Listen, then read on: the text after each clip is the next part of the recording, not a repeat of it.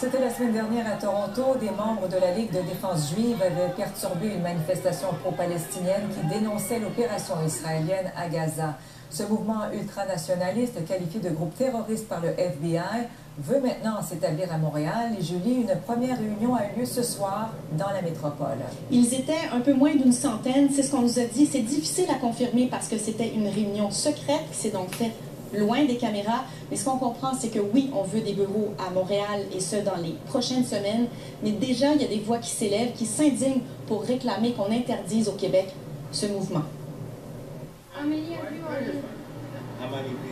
C'est avec ces deux gardes du corps au centre-ville de Montréal que le directeur de la Ligue de défense juive du Canada nous a accordé une entrevue avant une réunion dans un lieu tenu secret.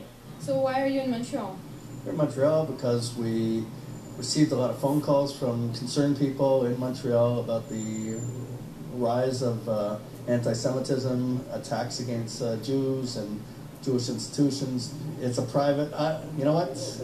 I can't give you the address right at this moment. La Ligue veut surveiller ce que ses dirigeants qualifient d'organisation extrémiste musulmane.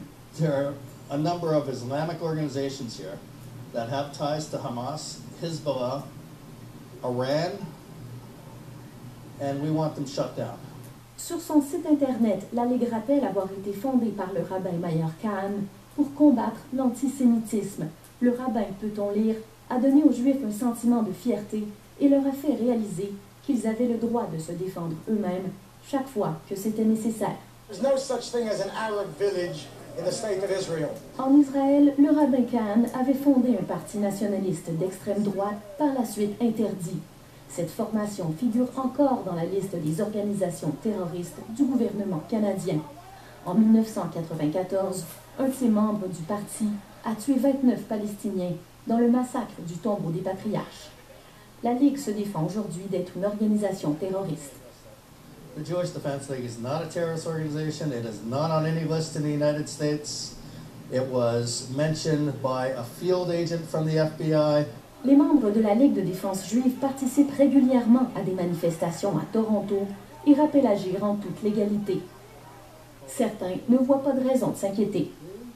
Il y a très peu d'appétit dans la communauté. Leurs idées sont grandement rejetées par l'ensemble de la communauté juive de Montréal, à part quelques individus.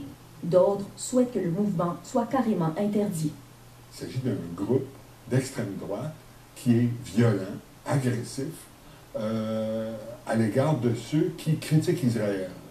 La Ligue de défense juive n'entend pas seulement ouvrir des antennes à Montréal, mais aussi à Vancouver et Ottawa. Quant au service de police de Montréal, il s'est limité à nous dire être au courant de la situation. Ici Julie Marceau, Radio-Canada, Montréal.